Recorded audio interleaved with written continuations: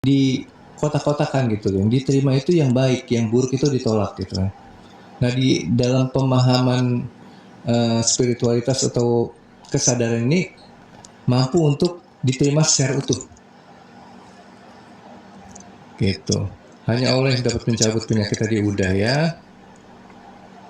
Oke, lanjut lagi teman-teman. Nah, jadi itu tahapan-tahapannya. Nanti kemudian ketika sudah menggunakan teknik kesadaran dan spiritual, namun di situ masih ada ego yang ingin mendapatkan keberuntungan dari apa yang dia kerjakan dari sisi spiritual dan kesadaran, nanti dia akan diperjalankan lagi pada tahapan yang lebih menghadirkan yang namanya sisi-sisi mengalir. Yang tadi yang di awal itu menentukan, yang kedua itu mengalir gitu. Mengalir itu mulai nanti kita memahami bahwa nggak bisa kita tuh semua tuh kontrol ini. Oh harus ini ditentukan, oh ini harus ditolak, ini nggak bisa ternyata.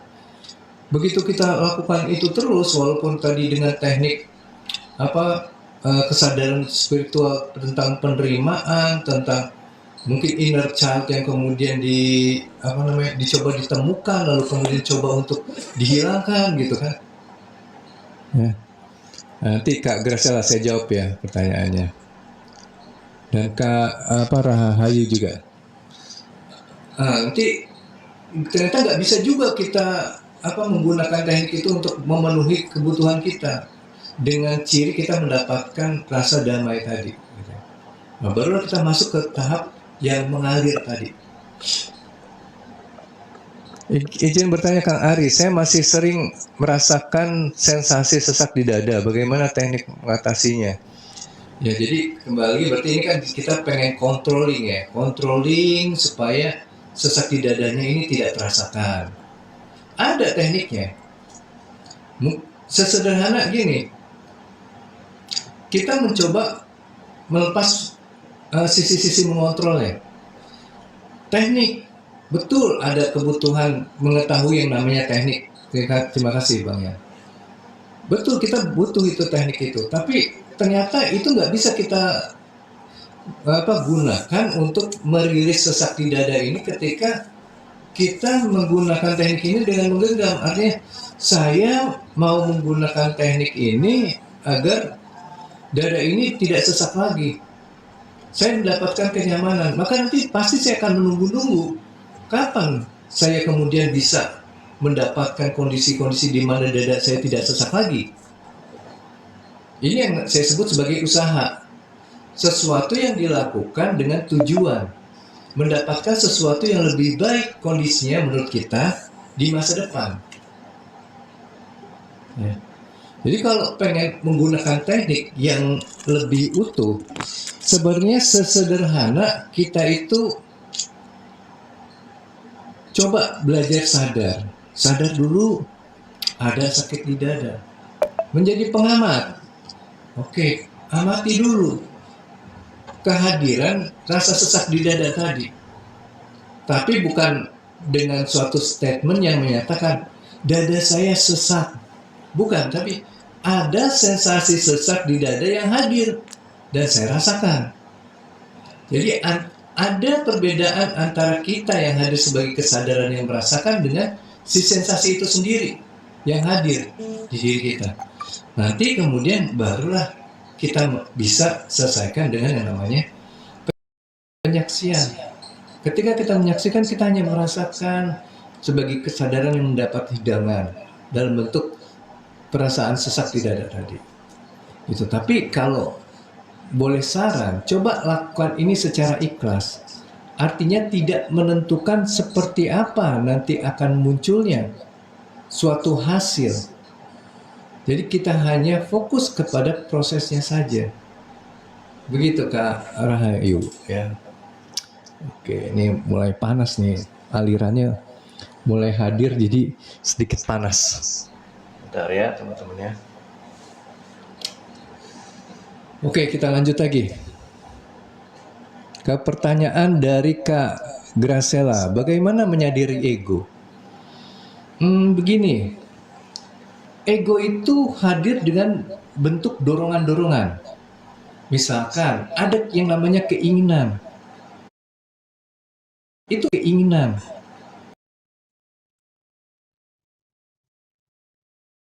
Keinginan. Itu keinginan. Itu misalkan ada yang namanya keinginan.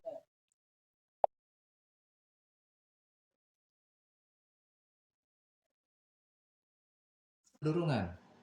Misalkan ada yang namanya keinginan. Itu keinginan. Itu keinginan. Itu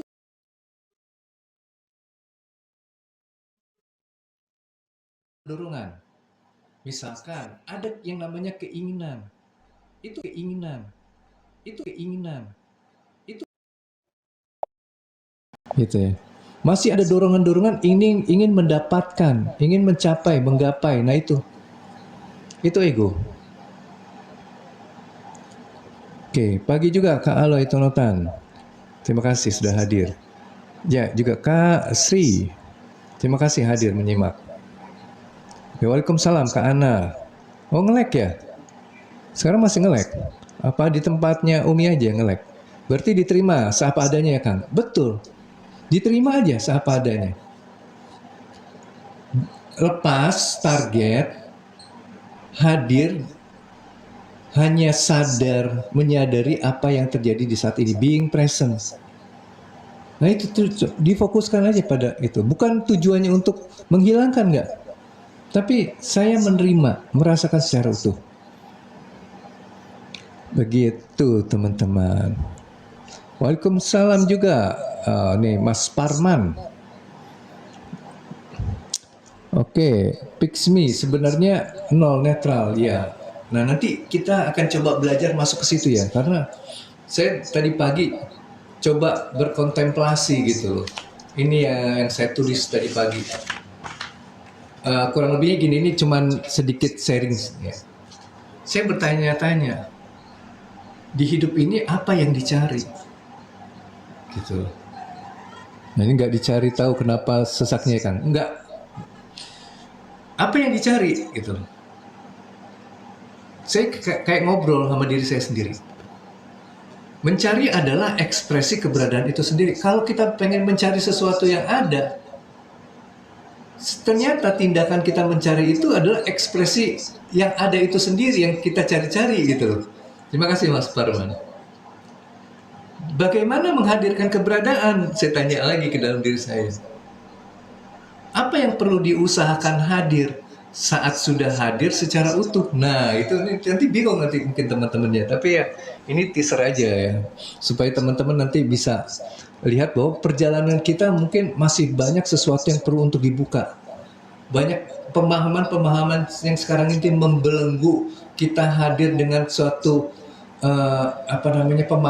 gambaran image diri kita itu ada, lama-lama kita buka sampai akhirnya kita tahu bahwa kita itu nggak ada sebenarnya.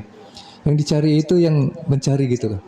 Nah itu jadi yang dicari itu sebenarnya yaitu tadi si keberadaan yang bentuknya bisa menjadi pencarian itu, menjadi si pencari, atau apapun juga ekspresi yang muncul di situ.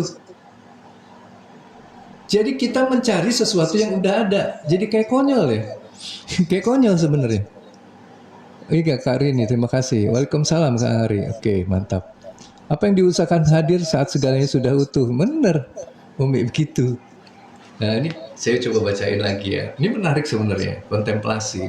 Walaupun ada beberapa yang belum saya tulis. Oke. Menguatkan suatu keadaan yang dianggap keesensian akan menghilangkan keutuhan. Jadi kalau kita menganggap damai, terus kita genggam damainya, yang kita paham inilah damai. Berarti ada sisi-sisi tidak damai yang tanpa kita sadari kita tolak gitu. Padahal tidak damai, ya damai itu sendiri juga gitu. Jadi ini pemahaman damai yang masih sempit, damai yang bentuknya masih suatu ekspresi tertentu gitu. Padahal nanti kita memahami damai itu luas sebenarnya. Damai itu sudah tidak lagi yang membatasi, tidak lagi mengiris, tidak lagi menyekat. Jadi tidak lagi memisahkan gitu. Tapi justru damai itu menyatukan. Yang tadi saya bilang damai itu adalah jiwa yang sadar. Nah itu damai itu sebenarnya. Ya. Nah, menguatkan suatu keadaan yang dianggap keesensian akan menghilangkan keutuhan. Jadi apakah damai menjadi sisi yang ada atau itu adalah dia damai? Saya tanya gitu. Untuk menyadari dia, untuk bisa menyadari dia itu berarti kita harus damai. Damai tidak mensyaratkan bentuk. Nah, jawabannya gitu yang muncul di dalam diri saya gitu. Damai tidak mensyaratkan bentuk. Damai adalah aliran yang bersifat meliputi. Jadi kalau kita mau bilang damai itu harus bentuknya tertentu, itu belum damai yang sejati, kurang lebihnya seperti itu. Tiba-tiba muncul lagi suatu pemikiran, ya, sepertinya ikhlas menjadi kunci pintunya gitu, ya, kunci pintu untuk bertemu dengan dia gitu, yang kita cari-cari sebagai keberadaan tadi. Jadi, oh ternyata kayak ikhlas, kan ikhlas itu ya meluas, tidak menentukan gitu. Ya. Damai itu tidak bisa digambarkan ya kan? Gak bisa, nah ya. Gak bisa digambarkan. Damai itu ya kualitas kesadaran itu yang hadir secara utuh. Damai itu gitu. Damai buat seisi semesta. Yes, betul. Tapi nanti ada ekspresi-ekspresi yang mungkin bentuknya kondusif, lebih muncul dengan cinta, tapi nanti juga kita tidak ingin menyatakan bahwa yang tidak menyatukan itu yang tadi masih sisi-sisi duniawi yang kental dengan ego menjadi pemimpin, ingin menentukan, menggapai, meraih sebagai sesuatu yang buruk juga. Enggak, kayak oke, yang buruk ada, yes, welcome gitu loh, semua welcome gitu loh. Nah itu damai gitu loh, ya. Oke, lanjut lagi ya teman-teman ya.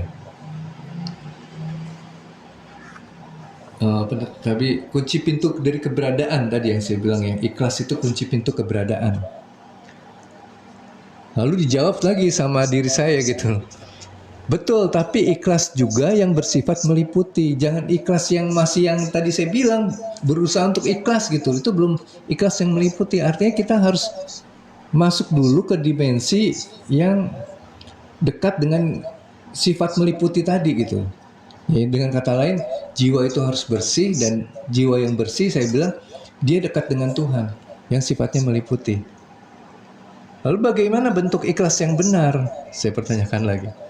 Ketika semua ciptaan menjadi kebenaran. Nah, itu sebenarnya ikhlas yang benar. Bagaimana cirinya? Karena bersikap mewadahi akhirnya juga akan menjadi salah satu ekspresi ketuhanan saja. Ya kan ini sering saya bicarakan ke teman-teman ya. Ya udah kita mewadahi aja. Nah, mewadahinya itu yang nantinya formless gitu loh. Bukan mewadahi yang kayak kita secara kaku gitu. Buat sikap mewadahi, konsentrasi mewadahi. Nggak gitu. Karena nanti akhirnya ada bentuk lain dari mewadahi yang nggak konsentrasi, yang nggak fokus. Gitu teman-teman. Bisa dipahami nggak di bahasa ini? Coba mungkin diinfokan ke saya. Iya Kang, oke. Damai tanpa menghilangkan ekspresi. Betul sekali ini. Pokoknya menerima saja seapa adanya, ya tanpa bisa. Jadi penerimaan itu bentuknya nanti aliran ya. Ya, tanpa bisa digambarkan karena hanya bisa diri sendiri yang merasakan. Ya betul Teh Haya. Ketika semua ciptaannya merupakan kebenaran. Betul nih. Ya ngaco-ngaconya kita itu juga sebuah kebenaran. Tentunya kembali lagi. Nanti ada level-level kebenaran di dimensi misalkan tadi ego gitu ya, yang pengen mengontrol, ingin menggapai, meraih, mencapai gitu. Itu juga kebenaran di level yang itu gitu, yang tadi saya pengen ini, saya harus dapat ini gitu. Ya itu masih di situ. Nanti perjalanannya apa? Ada konsekuensi. Karena saya terus menginginkan ini, maka muncul rasa ketidaknyamanan karena tidak bisa mendapatkan gitu loh.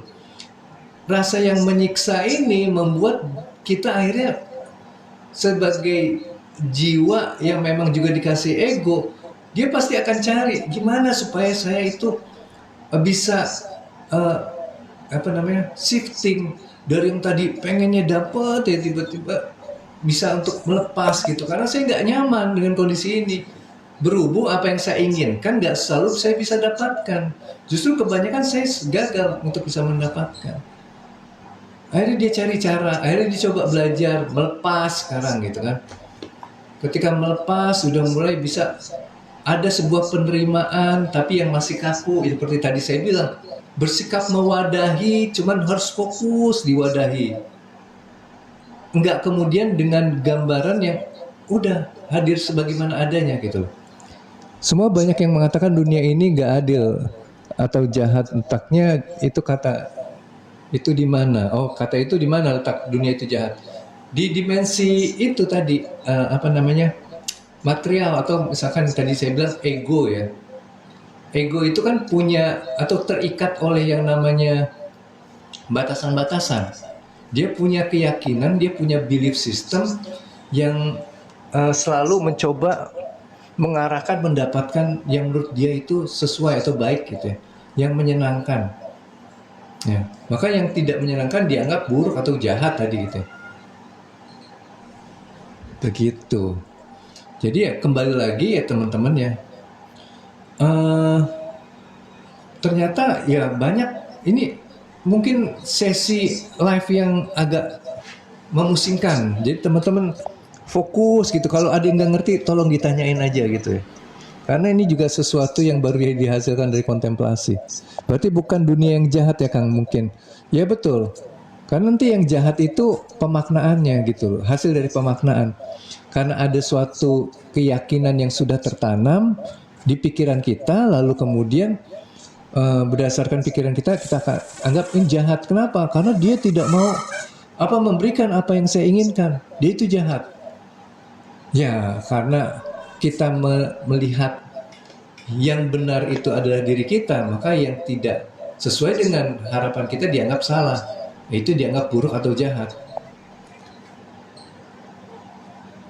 Iya, betul, versi jujurnya.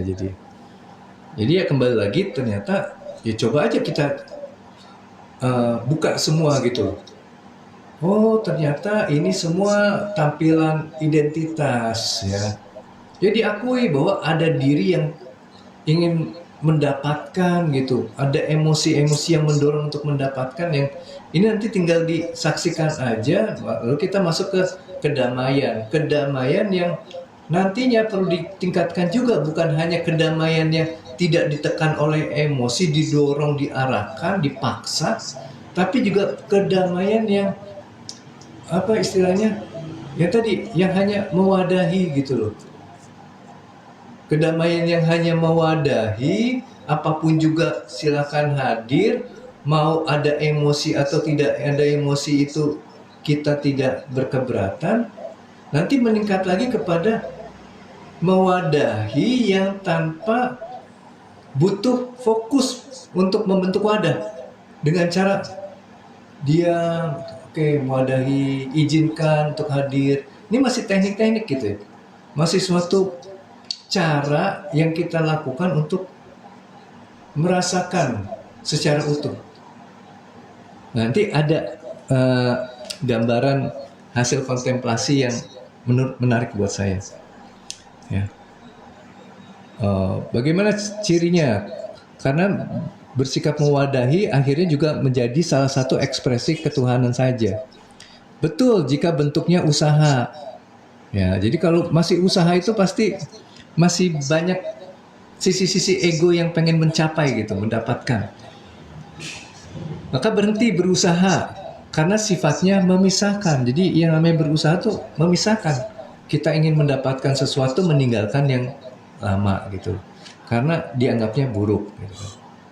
Seolah-olah ada suatu bentukan yang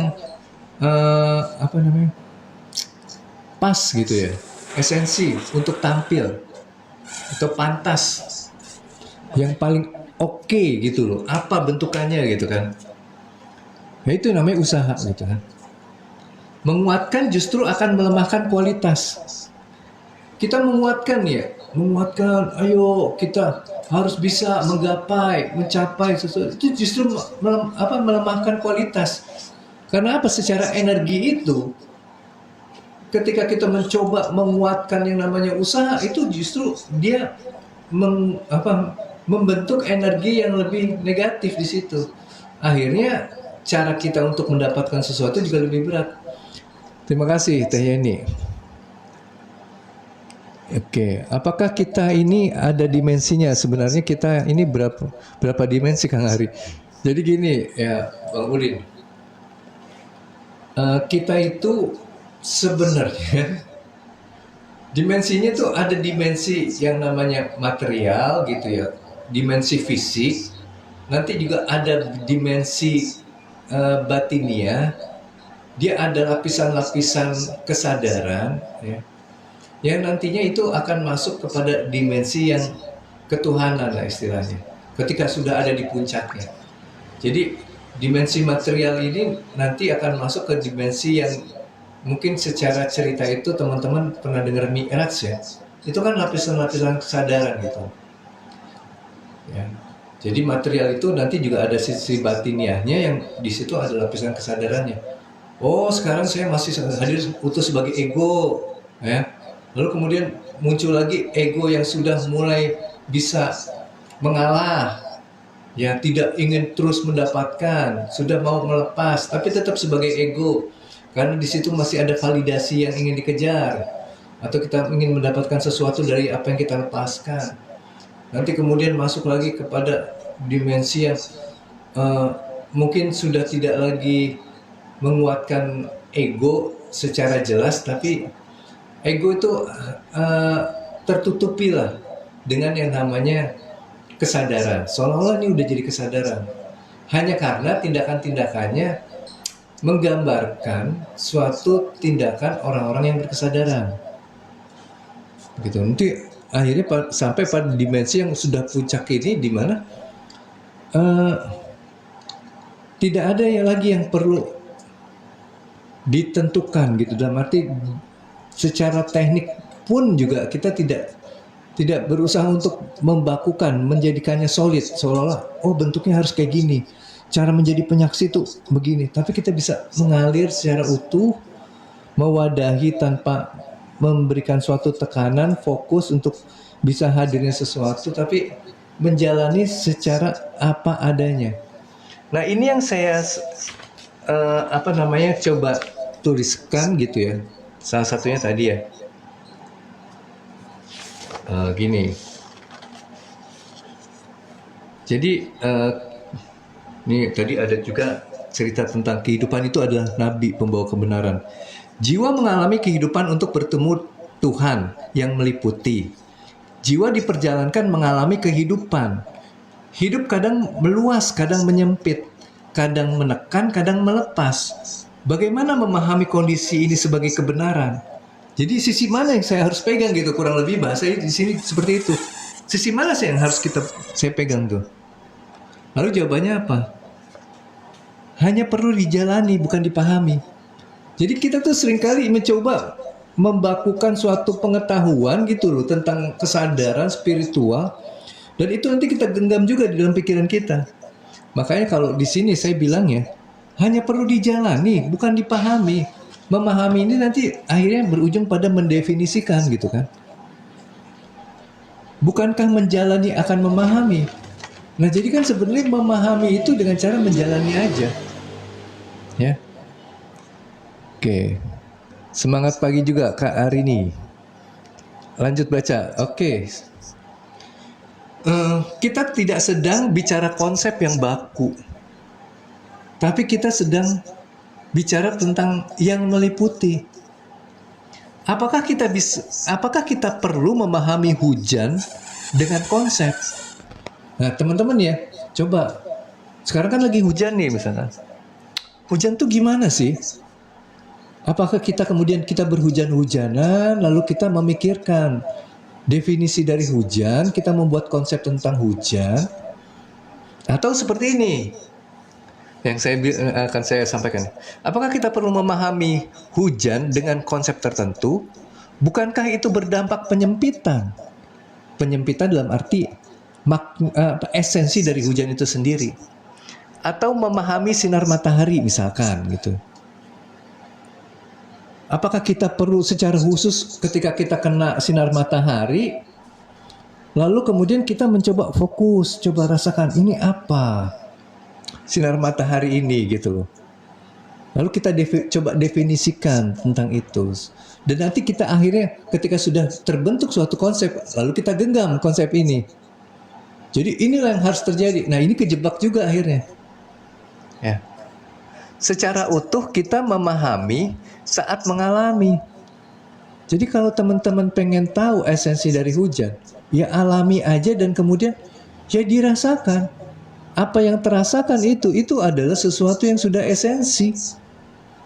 Di balik yang namanya identitas-identitas yang namanya sensasi, dalam bentuk sensasi atau emosi.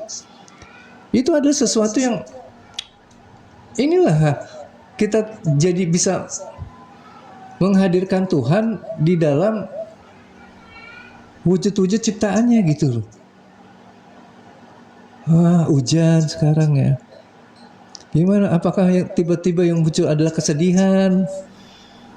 Apakah tiba-tiba yang muncul adalah rasa cinta? Ataukah nanti yang muncul adalah sesuatu yang membawa lagi kepada pengalaman masa lalu gitu loh.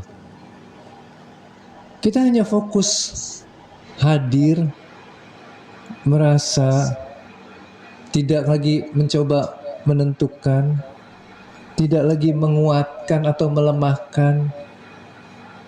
Semua sesuai dengan apa yang teralami.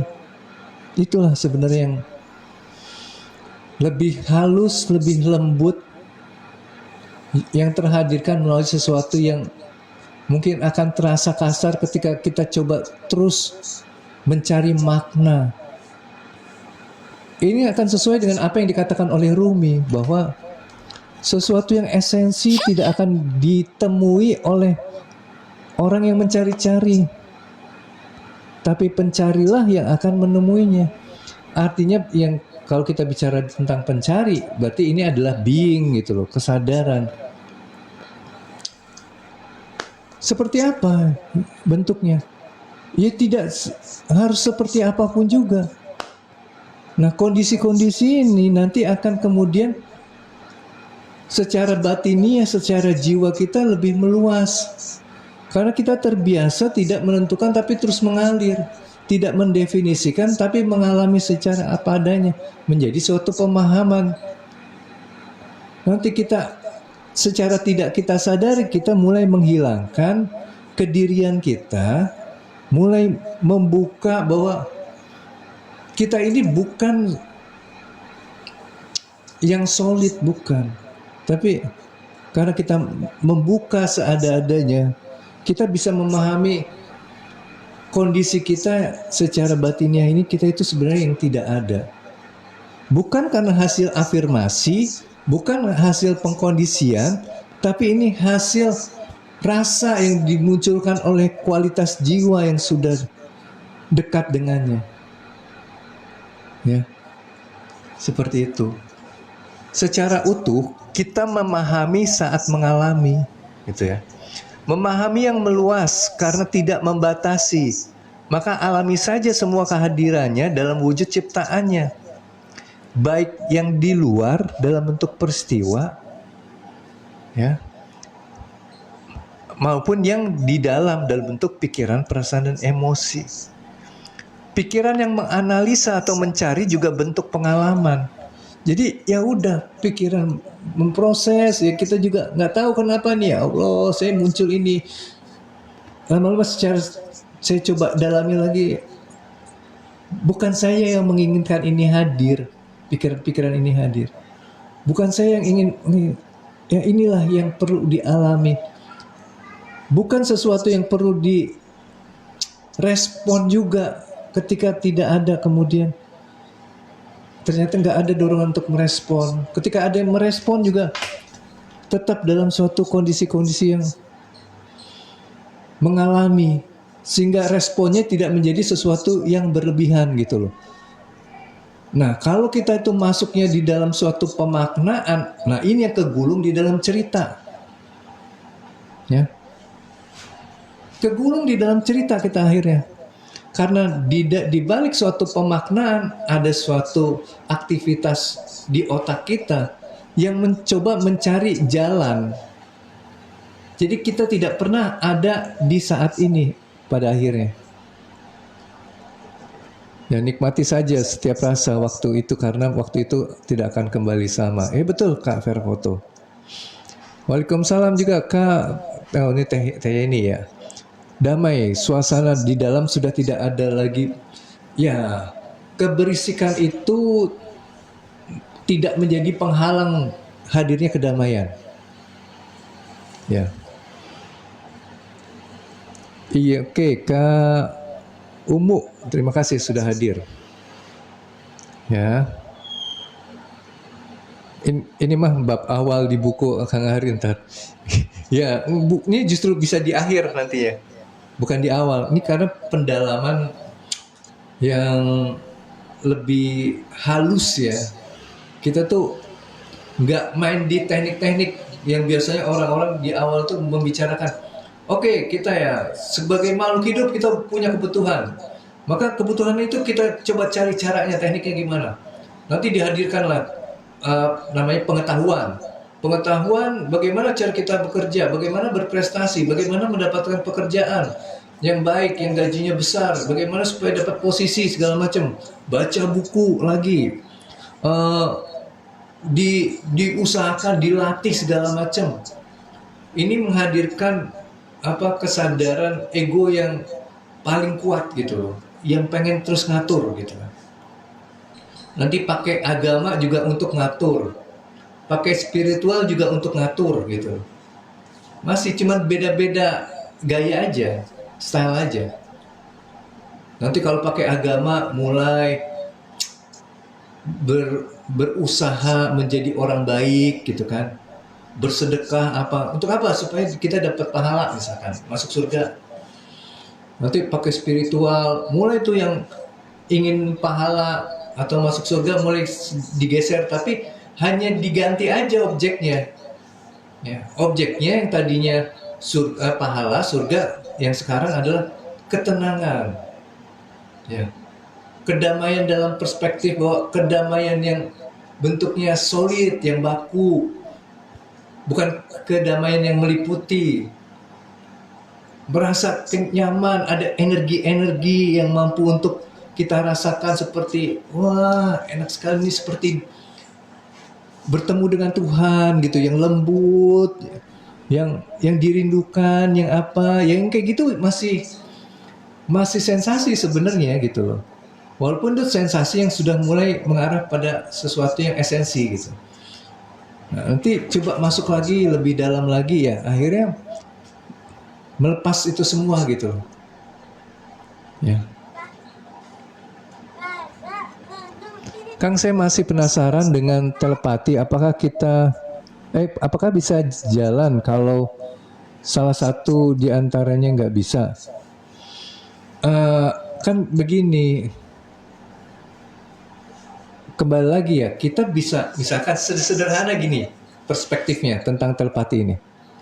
Kalau yang tadi dengan mengatakan bisa nggak sih telepati ini bisa? Telepati ini kan sebenarnya komunikasi ya. Komunikasi kan nggak selalu dalam bentuk kata-kata, tapi utamanya justru sebenarnya dalam bentuk rasa. Nah, misalkan saya hadir dengan ketenangan emosi saya, lalu yang satu nggak ngerti nih tentang vibrasi, energi, frekuensi, nggak ngerti gitu loh. Jadi dia nggak tampil dengan biasa aja. Entah kenapa dia merasakan nyaman juga gitu. Ya kan sebenarnya di sini udah menggambarkan adanya keterkoneksian, ada telepati juga gitu. Ya. Jadi nanti jangan dimaknai hanya kata-kata saja. Tapi ini juga bisa nanti muncul dalam bentuk kata-kata. Dalam kondisi-kondisi tertentu, nanti seperti kita bisa mengalirkan apa yang ingin kita sampaikan kepada orang itu, dan tiba-tiba kayak muncul di pikirannya dia, tapi dia nggak tahu gitu loh. Ini kenapa? Ini kenapa muncul di pikiran saya? Seperti itu. Telepati itu ya tadi koneksi, komunikasi ya. Di jalan dirasakan, nanti paham gitu Kang. Iya betul. Jalani aja. Ini mah kayak cerita Nabi Ibrahim mencari Tuhan itu ya. Oke, siang juga Kak Bu Ikun. Oke, Senin puitis. Oke, kita lanjut lagi teman-temannya. Nih izin 10 lagi. Ya betul Bang. Akan kegulung kalau merespon. Ya seperti itu. Belajar melepaskan ketergantungan dengan HP itu juga susah. Ya, karena caranya itu nggak tepat, Kak Vera. Kalau kita ngerti cara melepas ketergantungan, yaitu kita tahu akar permasalahan kita tergantung itu adalah emosi, maka kita tinggal fokus menerima emosi dulu itu aja gitu loh. Nanti nggak ada lagi dorongan untuk, aduh nih, saya harus ini HP, kalau nggak nanti jadi bahaya. Nggak juga gitu loh. Karena ya kita masih ada emosi yang menguatkan ego, kemudian ego itu controlling. Betul, sensasi ketuhanan tadi. Salam juga Kak Melati. Oke, ini Pak Ibrahim. Nuh dan Musa dalam Isra Mi'raj itu apa ya? Oke, ini kemarin juga sudah sempat saya jelaskan sebenarnya. Jadi begini. Mi'raj itu adalah proses pembentukan kesadaran di diri manusia. Mulai dari Adam. Adam itu kesadaran yang masih belum terinstal dengan pengetahuan atau apa, dia itu masih suci sebenarnya. Ya, masih bersih. Makanya digambarkan kan Adam itu dilarang mendekati pohon itu, pohon pengetahuan gitu loh. Karena kalau udah ada pengetahuan, dia terbiasa untuk membanding.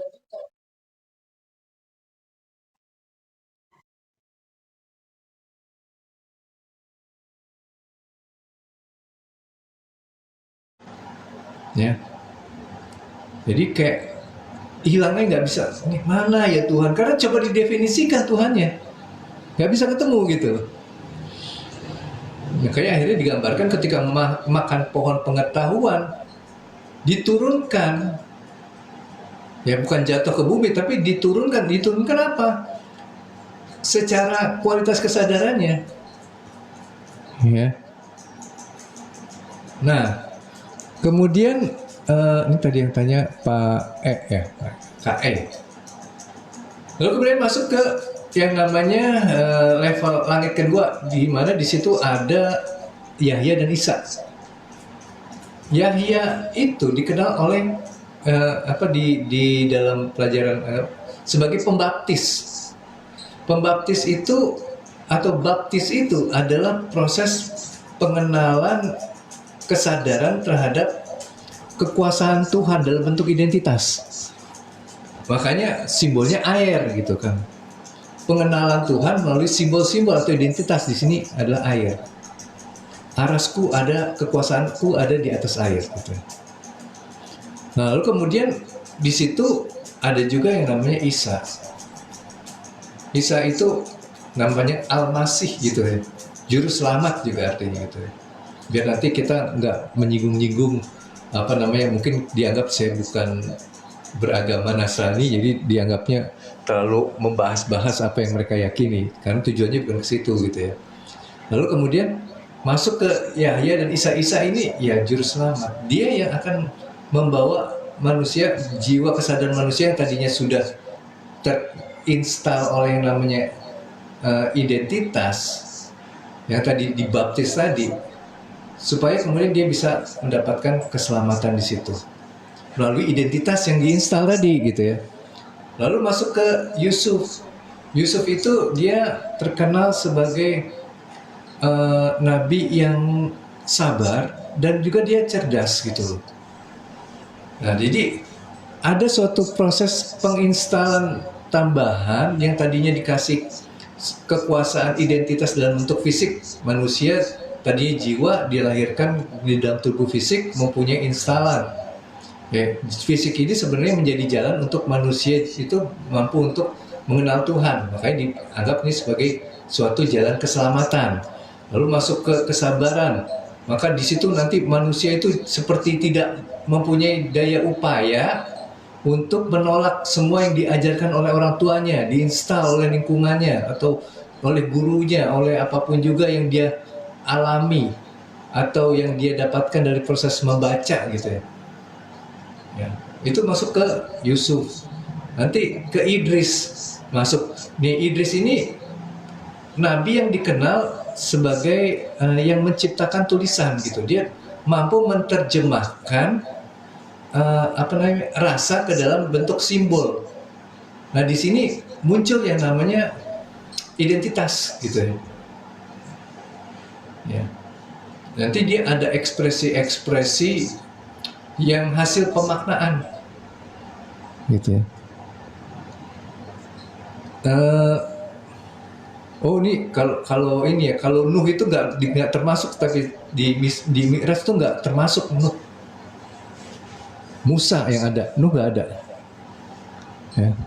Setelah Idris masuk ke Harun. Harun ini nabi yang terkenal, dia kan pintar komunikasi, berbicara gitu. Komunikasi itu kan menyampaikan sesuatu. Jadi kita diinstal oleh yang tadi kita udah mempunyai instalan dalam bentuk keyakinan. Nanti kita juga punya sesuatu dorongan, mulai ada ego yang dia mampu untuk mendorong manusia menyampaikan apa yang dia inginkan gitu loh. Komunikasi di situ. Gitu ya. Jadi muncul nanti akhirnya muncul yang namanya emosi itu hasil dari ego tadi. Muncullah Musa nih, gitu loh. Suatu kecerdasan tapi yang belum atau masih terhijab gitu loh. Makanya Musa itu belajar sama Nabi Khidir. Khidir itu adalah sosok yang sudah berketuhanan, sudah menyatu dengan Tuhan gitu loh. Yang sudah berkesadaran penuh gitu. Jadi perlu belajar dulu gitu. Nanti akhirnya kita masuk, nanti Musa itu sudah nanti menghasilkan yang namanya kedamaian. Nah ini baru masuk di Ibrahim. Ya, Ibrahim itu ya yang sudah mengenal Tuhan. Kan makom Ibrahim, mulai dari dia ada yang mengesahkan Allah, menghancurkan berhala, berkorban, itu makom Ibrahim ya. Level-level Ibrahim, dia udah menyelesaikan itu semua. Begitu kurang lebihnya. Waalaikumsalam. Oh telat ya, nggak apa-apa, santai. Apakah kejujuran itu bisa jadi kesadaran? Bisa, ya. Jadi ketika kita jujur, misalkan nih ada teman bilang kemarin tuh saya jujur tapi saya jadi merasa bersalah gitu loh. Ya mungkin membuka aib orang atau gimana, nggak tahu ya.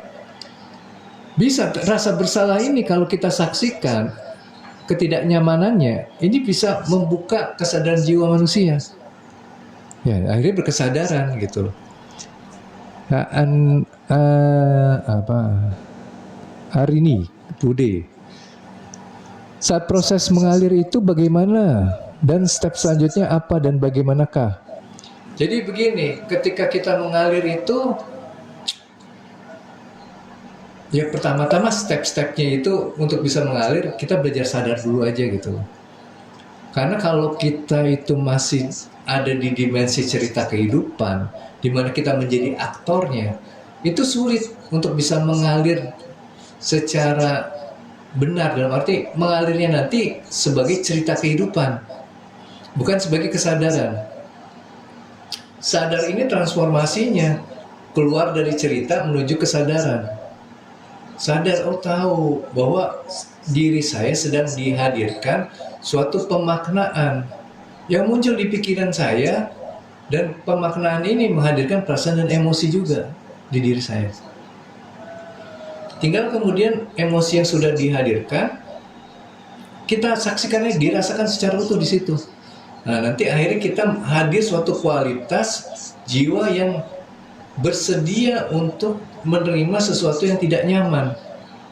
Nah, ini akhirnya mengalir gitu, dan tidak selalu ingin mendapatkan sesuatu yang memberikan kenyamanan bagi dirinya. Terus ngalir gitu. Itu stepnya tadi ya. Oke, tadi juga caranya udah disampaikan.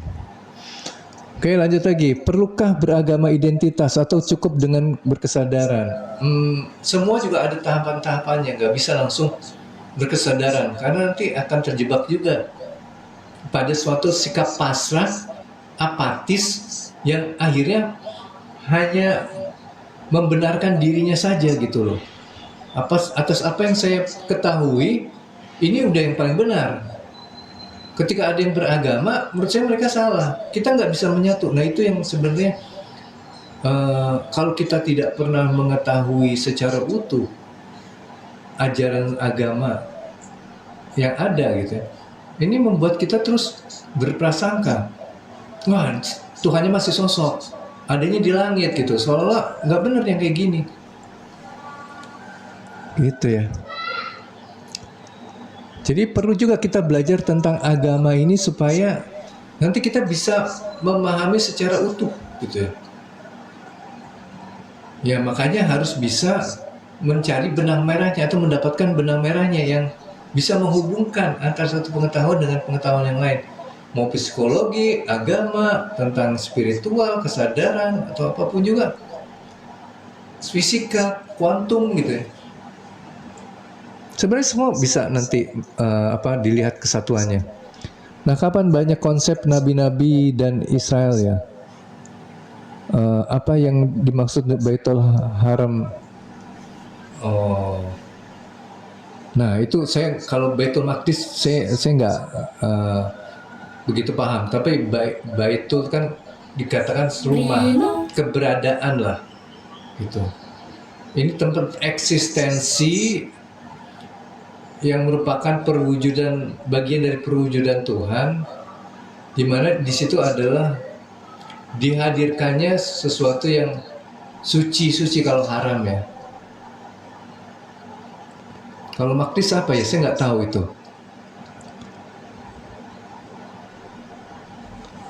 Kan kalau Isra Mi'raj kan dari Masjidil Haram ke Masjidil Aqsa gitu.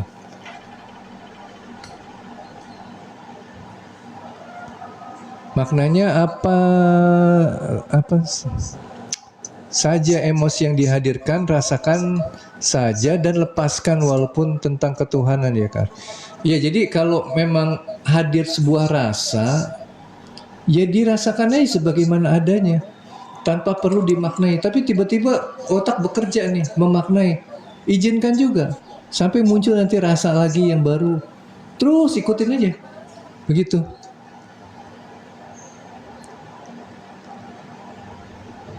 Salah kepencet. Sorry, diabaikan saja tadi invitationnya.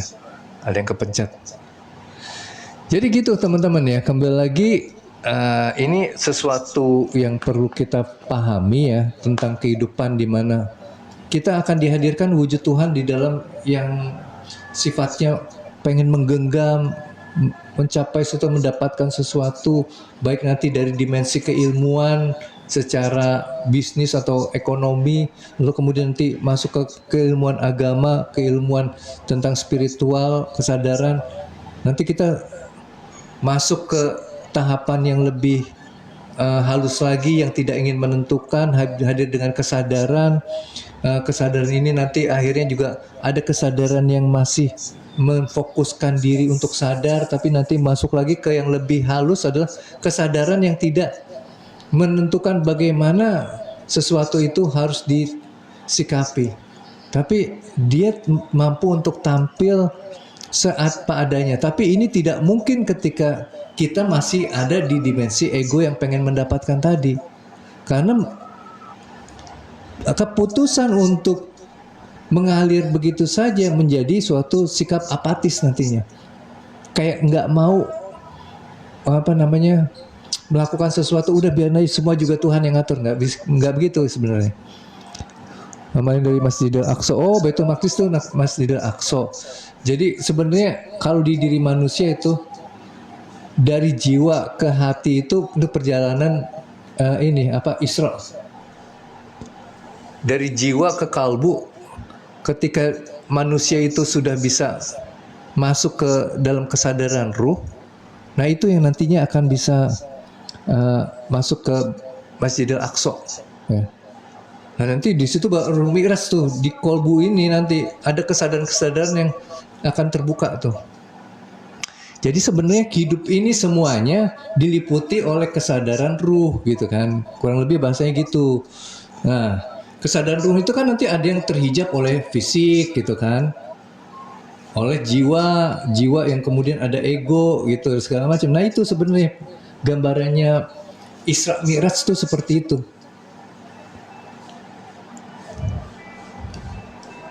Oke. Yes, Mi'raj itu meningkatnya kesadaran manusia. Betul sekali Teh Haya. Kang mau tanya, kenapa ya? Oh, ini ada reminder dulu, turn off.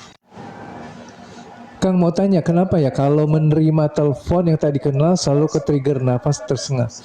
Ya tinggal ini aja. Itu artinya ada pendaman emosi takut ya. Itu membuat nafas akhirnya nggak stabil. Coba rasa nggak nyamannya itu terus dirasakan ya. Tahapannya hierarki berarti, betul hierarki.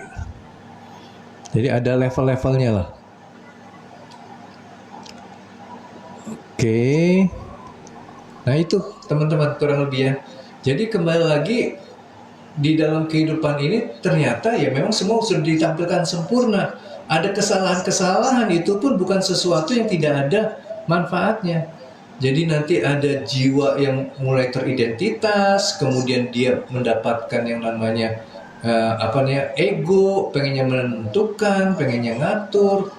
Nanti ngaturnya di mana? Mulai dari keilmuan, pengen ngatur dapat uang dengan cara berbisnis. Gagal di situ, cari agama, ngatur pakai agama dengan apa? Dengan doa, ya berdoa kepada Tuhan, meminta ini dan itu gitu. Ya tetap ego ini yang main gitu. Ini dimensi ego atau identitas ya. Lalu kemudian agama nggak bisa memberikan apa yang dia inginkan. Doa-doa yang disampaikan tidak seperti didengar oleh Tuhan, dia cari lagi. Ya ego itu selalu cari cara supaya bisa mendapatkan apa yang dia inginkan. Cari lagi ilmu kesadaran, ilmu spiritual gitu, ilmu energi, itu tuh semua dipakai gitu supaya bisa mendapatkan. Yang pada akhirnya justru ini menegaskan atau memperkuat kesadaran ego kita atau kesadaran yang hadir di level identitas kita. Ya, itu justru nanti akan diberi peringatan oleh Tuhan dalam bentuk apa? Peristiwa-peristiwa yang buruk. Kenapa? Mengingatkan kita bahwa kita itu lupa menghadirkan kesadaran yang memang sudah ada di diri kita, kesadaran yang lebih murni lagi gitu. Karena jiwa membutuhkan kesadaran yang murni untuk bisa mengenal Tuhan, bisa bertemu dengan Tuhan, bisa kembali kepada Tuhan gitu ya. Ya benar Kang, padahal tujuannya memenuhi si ego saja. Betul, seperti itu. Makanya kalau kita tahu ini, kita juga nanti nggak akan ribut ke yang masih seperti itu. Oke, ini dia masih dalam perjalanan. Hadirnya dia dengan ego tadi, itu ada sesuatu yang wajar, yang natural. Itulah naturalnya. Nanti akan di-nurture. Dalam perjalanan natural ini ada suatu pengkondisian oleh Tuhan, digagalkan. Awalnya diberi keberhasilan, digagalkan lagi, keberhasilan, gagal lagi. Nanti masuk ke spiritual, meditasi, gagal lagi. Masuk lagi nanti teori-teori energi, manifestasi, money magnet. Awalnya berhasil, gagal lagi. Sampai akhirnya dia menemukan suatu kesimpulan bahwa saya tuh sebenarnya bukan ingin mendapatkan sesuatu yang material gitu loh. Tapi saya itu membutuhkan sesuatu rasa kecukupan. Nanti akhirnya belajar suatu pengetahuan untuk menghadirkan rasa kecukupan tadi. Gimana caranya? Coba pisahkan jiwa dengan identitas. Sehingga identitas melalui emosi-emosinya tidak lagi mengontrol jiwa ini. Ya. Nanti akhirnya kita pakai teknik penyaksian. Penyaksian ini nanti masih kaku bentuknya, pengennya berfokus, mewadahi, menghadirkan, agar kita tetap bisa mendapatkan yang namanya damai. Damai dianggap suatu hal yang suci yang perlu untuk didapatkan gitu. Nah, lebih lanjutnya lagi nanti akan menjadi suatu keberserahan diri yang lebih total. Makanya saya bilang kan kemarin-kemarin bahwa untuk bisa berserah diri pintunya di damai, tapi damai itu harus konsisten terus hadir gitu loh. Makanya ada pengkondisian dulu, berusaha damai dulu, ngalir damai, ngalir damai, nanti sampai akhirnya masuk ke dalam kondisi yang berserah diri, mulai menjadi hamba di situ. Bentuknya apa? Ya udah, hidup sebagaimana adanya. Tiba-tiba diarahkan jadi salah, kemudian dapat konsekuensi perasaan tidak nyaman, kita terima. Tapi penerimaan kita udah bukan lagi suatu afirmasi yang perlu pengkondisian. Ayo saksikan. Penerimaan kita sesederhana kayak kita terkena sinar matahari, terkena hujan. Kita rasakan inilah hujan. Tidak perlu didefinisikan. Merasakan apa yang terasakan. Apa yang salah? Gak ada yang salah. Tiba-tiba badan terasa sakit. Ini hanya suatu momentum rasa yang hadir, silih berganti, hadir dan tenggelam gitu. Yang tidak ada yang perlu untuk difokuskan. Sinar matahari, apa yang saya harus tangkap dari sinar matahari ini? Semakin kita mencoba memfokuskan untuk mendapatkan esensi, tadi kan saya udah bilang ya, ini yang dikatakan oleh Rumi, semakin kita tidak akan bisa menemukan. Tapi sadarlah, hadirlah utuh sebagaimana adanya. Disitulah kita akan bertemu dengan yang namanya esensi. Ya. Bukan kita mencari-cari esensi, nggak akan ketemu, yakin. Karena pikiran yang mencari esensi selalu menghadirkan definisi dan konsep. Di situ akan terbatasi, padahal dia adalah sesuatu yang tidak dibatasi, bahkan oleh ruang dan waktu sekalipun. Tidak ada yang namanya Tuhan itu dikuasai ruang dan waktu. Ya, dia selalu muncul di dalam bentuk aliran di dalam kehidupan, perwujudannya gitu di dalam kehidupan itu aliran, sesuatu yang muncul dan tenggelam sebagai sebuah kenyataan. Apa bentuk kenyataan ini yang sering saya bilang ke teman-teman? Sesuatu yang nyata itu adalah apa yang ada di dalam diri kita dalam bentuk perasaan atau rasa. Yang saya suka bilang ke teman-teman, kalau saya minum, tapi entah kenapa syaraf perasa saya mati, nyata nggak hadirnya air? Nggak nyata. Rasanya nggak dapat karena lidahnya nggak berfungsi. Sensor saraf yang di dalam mulut ini nggak berfungsi, maka rasa itu nggak hadir. Maka air yang masuk keluar masuk pun nggak bisa saya rasakan keberadaan. Itulah menggambarkan kenyataan yang sesungguhnya. Jadi bukan apa yang ada di luar, bukan ciptaan-ciptaan lainnya, tapi apa yang dihadirkan di dalam diri kita dan mampu kemudian merasakan, yaitu sang kesadaran. Ya, jadi kesadaran itu semua sudah memiliki. Tapi kesadaran itu meliputi, tadi ada sisi fisiknya, ada sisi jiwa, ada sisi ruh gitu. Nah, kalau ketika kita sudah terbuka semua, maka ruh ini yang akan tampil menjadi landasan kehidupan bagi jiwa manusia. Jadi jiwa ini akan tampil dengan kualitas keilahian. Dalam arti dia mempunyai asma-asma yang mampu untuk tampil, mampu untuk muncul sebagai dorongan untuk mewujudkan apa yang dikehendaki oleh Tuhan.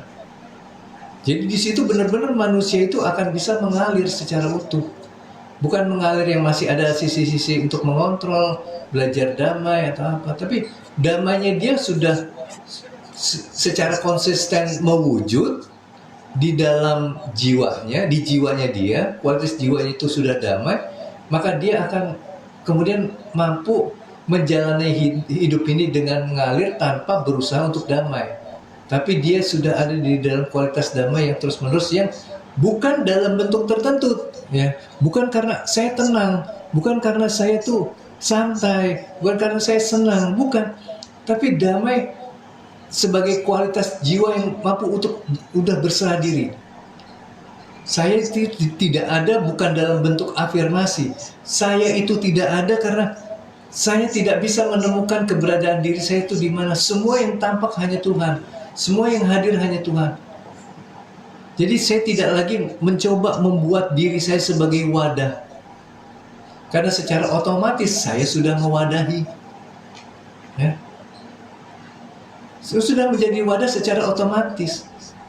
Tapi itu butuh tahapan. Tadi masuk dulu ke ego, tadi masih berusaha pengetahuan bisnis, pengetahuan agama, pengetahuan energi, fisika, terus saya masuk ke spiritual.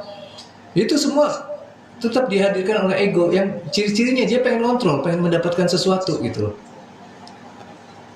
Oke, ini ada pertanyaan lagi dari KE ya. By the way, sholat, puasa punya korelasi apa dalam nilai-nilai kehidupan dan apakah berguna untuk membangkitkan kesadaran? Berguna. Ya. Ini saya bahas dari puasa dulu ya. Jadi puasa itu sebenarnya adalah suatu proses pembersihan jiwa. Makanya di akhir puasa kita kembali kepada fitrah. Bagaimana mensucikan jiwa ini? Karena ketika kita puasa, kalau teman-teman coba perhatikan, banyak emosi-emosi yang muncul di situ. Sesederhana ada sensasi rasa lapar, rasa haus, lalu ketidaknyamanan karena secara kualitas kesehatan itu menurun karena kurang asupan makanan gitu kan. Emosi-emosi itu bisa kemudian yang baik yang muncul di badan ataupun dirasa kita saksikan itu akan menjadi suatu proses pemurnian jiwa, sehingga jiwa ini tidak lagi dikuasai oleh identitas melalui emosi-emosi tadi gitu ya. Ketika kita sudah bisa kembali kepada kefitrahan, nah nanti dalam perjalanannya dia akan menjadi jiwa yang berkesadaran gitu, yang kesadarannya murni, dan dia bisa nanti menjadi yang berserah diri sebagai hamba ya. Jadi menjadi hamba itu berserah diri secara kualitas yang sudah hadir di aliran jiwa kita. Bukan kita berusaha berserah diri, enggak. Ya, kalau masih berusaha berarti masih ada sisi-sisi handling gitu atau controlling ya. Nah kalau sholat itu artinya kan keterhubungan, ya terhubung sholat tuh.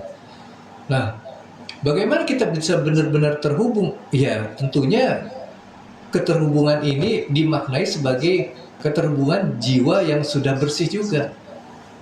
Ya, makanya sholat tadi udah pembersihan, maka dia akan terhubung sebenarnya. Ya. Dia akan terhubung dengan kekuasaan dengan Tuhan gitu loh. Terhubungnya ini dalam bentuk apa? Dalam bentuk kita sudah mulai bisa selaras dengan apapun yang diciptakan oleh Tuhan dan dihadirkan di dalam kehidupan kita. Itu terhubungnya di situ. Ya. Jadi ini sangat berpengaruh dengan kehidupan, nilai-nilai kehidupan kita. Karena nanti jiwa-jiwa yang sudah terhubung dengan Tuhan, dia memiliki kualitas Asmaul Husna tadi gitu loh. Nanti kita itu secara kesadaran mampu menampilkan asma-asma Tuhan yang maha memberikan, yang maha membagikan, yang maha bijaksana, yang maha kasih sayang dan sebagainya itu semua gitu loh. Tentunya jiwa-jiwa yang sudah mampu mengeluarkan Asmaul Husna ini, ada jiwa-jiwa yang secara kesadaran kualitasnya itu tinggi, yang sangat dekat dengan Tuhan. Makanya dia sudah bisa menjadi menyatu dengan Tuhan, bukan dengan cara berusaha untuk menyatu, tapi dia sudah benar-benar merasa saya itu tidak ada, saya itu tidak mampu, saya itu nggak bisa. Bahkan ketika saya coba mencari diri saya sendiri, saya tidak bisa menemukannya, karena semua yang hadir ini hanya Tuhan yang hadir. Bukan sebuah afirmasi, tapi menjadi suatu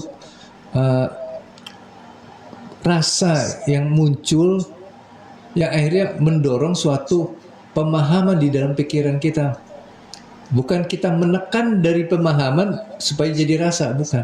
Tapi ini dari dalam dulu menuju keluar. Begitu Kak E. Oke Kak Mas Diana, terima kasih. Kak Sri Hartati, waalaikumsalam. Oke, bahagia panjang umur, waalaikumsalam juga. La ilaha illallah Muhammad Rasulullah. Nah, itu nanti akan terjadi. Benar sekali Kang Ari. Oh tadi sorry kepencet tuh, ada yang kepencet tadi. Nah itulah teman-teman ya. Jadi kembali lagi sebenarnya ya kita nanti kalau bisa memahami ini secara utuh, kita akan bisa bijaksana kok ke orang-orang yang masih sibuk untuk mengkondisikan hidup ini. Wow, saya perlu ngejar, saya harus berusaha, saya pakai manifestasi, saya pakai money magnet, saya pakai afirmasi. Gak apa-apa, karena itu salah satu bentuk ekspresi kesadaran yang diwujudkan oleh Tuhan, dan itu ada manfaatnya. Dalam arti nanti manfaatnya bukan selalu keberhasilan yang menyenangkan, termasuk di balik itu misalkan kegagalan dalam bermanifestasi itu juga akan menjadi jalan untuk kembali kepada Tuhan. Semuanya mau wujud Tuhan, ya betul Kak Robiato. Ya semua Tuhan yang mau wujud gitu. Di mana adanya kita sampai itu muncul. Jadi gini teman-teman, pada awalnya tadi kan saya sudah bilang ya, kita berusaha dulu menghadirkan yang namanya damai. Oke, damai. Coba hadirkan. Dengan apa? Rilis emosinya. Udah nggak menekan, itu damai. Ya. Terus damai yang usaha tadi gitu, yang ada dorongan untuk menyikapi ini supaya ada suatu nilai idealisme yang tercapai gitu, yang mampu untuk terhadirkan. Semakin terus damai, lama-lama damai yang terus terulang-ulang, ini akan meningkatkan kualitas jiwa tanpa kita sadari. Terus, akhirnya damai ini menimbulkan yang namanya berserah diri. Nah, ketika sudah berserah diri menjadi hamba, disitulah kita akan kehilangan diri kita. Tidak ada lagi kita, yang ada hanya Dia. Oke. Lambat masuk, saya belum bisa untuk kosong. Pikiran saya terlalu sibuk, tolonglah saya. Ya, Kak Umbut ya. Ya boleh nanti DM saya aja ya. Jadi ya kembali lagi, ini mindsetnya harus dirubah dulu. Jadi kenapa saya coba hadirkan yang namanya private, supaya kita bisa membahas dengan perspektif teman-teman yang saya dengarkan, lalu kemudian saya coba kalibrasi agar pemahamannya itu bisa lebih luas lagi, lebih menyatu, bukan memisah-misah, menyekat-nyekat, dan itu pasti nanti lebih mudah untuk melakukan penyaksian karena tidak didorong terus oleh pikiran yang ingin terus cari jalan keluar gitu ya. Oke, peranan nafas dalam meningkatkan kesadaran apa? Peranan nafas itu sederhana, ketika manusia nafas secara teratur, secara lebih lambat, ini akan menenangkan detak jantung, jadi lebih slow gitu. Nanti di situ ada dampaknya terhadap hormon-hormon yang akan diproduksi dari jantung ini, yang akan dialirkan ke otak. Nanti otak pun akan kemudian tidak terus-menerus secara intensif berpikir, karena otak yang intensif berpikir dia akan menekan kesadaran, menutupi lah istilahnya. Mudah-mudahan bisa dipahami ya Kak Bi. Bolehkah dikatakan kita mengalami cerita-cerita Tuhan? Boleh. Ya. Jadi memang kita itu cuma mengalami ilusi ketuhanan aja sebenarnya sih. Gitu, kita tuh nggak ada. Bahkan kemarin saya bilang ke teman-teman yang hadir di kelas Zoom itu, saya bilang gini, setelah saya coba dalami, saya nggak bisa mengatakan bahwa Tuhan itu menciptakan. Ada sesuatu yang diciptakan. Karena ketika kita bicara di dimensi ketuhanan, tidak ada yang diciptakan. Terciptanya itu hanya di dalam dimensi kemanusiaan, di dalam dimensi duniawi. Kenapa saya katakan gitu? Sesuatu yang diciptakan tadinya berasal dari ketiadaan dan kemudian menjadi ada. Karena apa? Karena diciptakan. Ketika kita bicara tentang Tuhan yang meliputi, diciptakan, diadakannya sesuatu itu, kalau kita maknai dengan yang dibatasi oleh ruang dan waktu, berarti itu bukan sesuatu yang esensi, tapi ilusi. Kalaupun kita mau akui yang namanya adanya sebuah penciptaan, itu hanya ilusi aja. Karena kalau kita lihat dari dimensi ketuhanan, Tuhan itu wujud bukan dari ketiadaan tadinya, bukan. Adanya dia bukan karena muncul dari ketiadaan, bukan. Kalau dia ada itu karena dari ketiadaan, berarti ketiadaan itu menjadi sumber dari yang ada dong. Kan nggak bisa begitu kita berpikirnya tentang ketuhanan. Gak mungkin sesuatu yang ada itu yang wujudnya meliputi semua itu berada diwadahi oleh ketiadaan tadi. Adanya dia muncul juga dalam bentuk ketiadaan. Nah itu baru bisa tepat gitu loh dipahami. Kalau kita selalu lihat ada dari ketiadaan, berarti ada timingnya Tuhan itu hadirnya kapan gitu. Berarti Tuhan itu ada dikuasai oleh namanya ruang dan waktu. Ada ruangnya, ada waktunya. Mungkin besarnya, saya nggak tahu lah batasannya gitu. Tapi ini enggak gitu loh. Kalau berbicara tentang Tuhan yang meliputi ya, nggak ada lagi istilah ruang dan waktu yang bisa dibenarkan gitu loh. Gitu. Bagaimana ruang kosong menghasilkan kesadaran? Ya kalau ruang kosong menghasilkan kesadaran itu kan sebenarnya ruang kosong itu kualitasnya kesadaran itu sendiri. Jadi bukan ruang kosong itu seperti Tuhan. Ya. Tuhan itu mewujud atau meliputi semua ciptaannya. Berarti perwujudan adanya wujud ciptaan karena adanya Tuhan itu sendiri. Seperti adanya ombak itu karena adanya laut. Ya. Kalau kita mau lihat tentang ruang kosong ini bisa dikatakan si lautnya tadi. Nah kesadaran ini kemudian mampu tampil sebagai ombak atau buih-buih. Jadi kesadaran kan ada lapisannya. Mungkin yang besar itu adalah kesadaran yang sifatnya lahiriah gitu loh, atau tindakan-tindakan atau apa. Tapi nanti ada yang lebih halus. Mungkin ini arus yang ada di dalam laut nggak terlihat, tapi dia ada gitu loh. Tapi itu bukan Tuhan, tapi itu yang dihadirkan karena adanya lautan itu sendiri. Gitu. Ternyata mengajari orang itu menguras energi ya. Iya, supermulia. Alhamdulillah. Ya.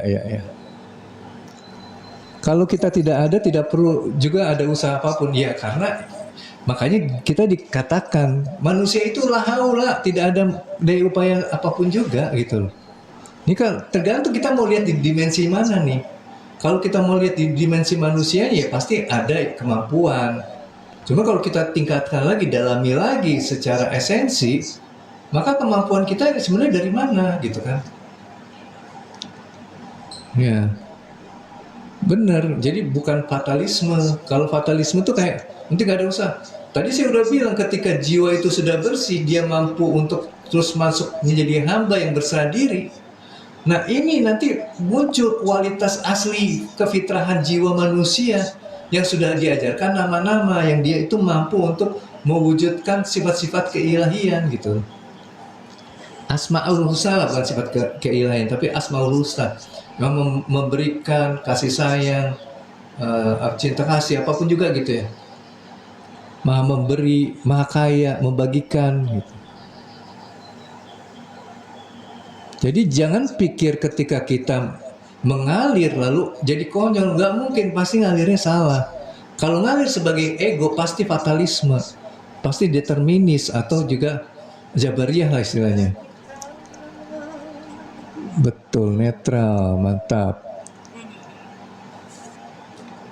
Oke.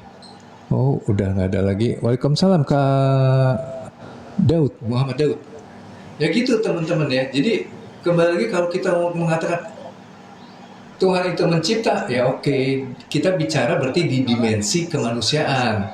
Ya ada, muncul, kemudian hilang, lahir, mati, apa, hadir, ada menjadi tiada gitu. Itu dimensi ciptaan lah istilahnya. Tapi kalau dimensi ketuhanan gak ada lagi, bahwa yang dicipta itu hanya ilusi, karena yang ada hanya Dia. Berkat rahmat Allah Maha Pengasih lagi penyayang. Betul. Memahami tentang makrifat. Iya. Jadi itu teman-teman, ini ya akhirnya saya temukan suatu pemahaman bahwa apapun juga sebenarnya gak apa-apa. Teman-teman masih hadir dengan ego, bukan akhirnya kita nggak berproses, enggak. Semua itu perlu waktu gitu loh. Kalau kita nanti melakukan suatu proses, itu pun jangan kita klaim bahwa kita itu yang memproses diri kita sendiri. Jadi tidak ada lagi kesombongan seperti halnya misalkan kita bicara tentang setan yang mengklaim bahwa saya ini selalu tunduk dan patuh kepada Tuhan, saya selalu menyembah Tuhan, saya selalu taat. Kenapa kemudian saya suruh sujud kepada Adam? Ini karena apa? Karena dia tersentuh oleh pengetahuan gitu. Ini yang tidak diinginkan oleh Tuhan terjadi pada Adam. Makanya tidak diizinkan untuk mendekati pohon itu, pohon pengetahuan tadi. Apa yang kemudian dampaknya? Akhirnya tergoda untuk menikmati pengetahuan itu dan kemudian mencoba untuk membuat suatu definisi mana yang baik, mana yang buruk. Kita terus menggenggam yang baik, mengejar yang baik, keberuntungan, dan kita mencoba membuang yang buruk. Adam juga tergodanya seperti itu. Tiba-tiba setan mampu untuk membisikkan suatu pengetahuan perbandingan bahwa kamu tidak diizinkan untuk mendekati pohon itu karena Tuhan tidak menginginkan kamu kekal di surga, ya. Jadi kemudian Adam itu berpikir, dan tidak menginginkan kamu untuk menjadi malaikat gitu. Padahal malaikat itu kan digambarkan sosok yang patuh gitu, yang nggak pernah membangkang. Dia tuh berkeinginan menjadi seperti itu dan pengen terus ada di surga, di kemudahan. Ya, akhirnya jadi kayak, ini bener juga nih. Masuk akal nih, masuk akal. Nah ini kan seringkali dihadirkan di pengetahuan belakangan ini. Ya oke, manifestasi ini ya. Caranya gini. Dibikin logika masuk akal. Oke, masuk akal nih, benar juga. Tapi apa yang tidak disadari adalah keinginan untuk menggapai, meraih, mencapai itu yang terus digenggam. Yang justru secara pengetahuan agama ini adalah suatu bentuk penyimpangan menuhankan yang lain selain Dia, selain Tuhan. Bergantung kepada yang lain, bukan kepada Tuhan. Bukan berarti kita nggak perlu cari materi, bukan itu maksudnya. Tapi tidak kemudian materi yang kita cari menjadi Tuhan bagi diri kita. Sehingga terus kita kejar, pengen kita dapatkan, kita raih, kita kumpulkan seolah banyaknya materi ini menjadi satu keberhasilan. Padahal di balik materi ini yang kita ingin dapatkan apa? Rasa kecukupan kok sebenarnya. Bukan masalah banyaknya materinya, tapi rasa kecukupan ini yang ingin kita dapatkan.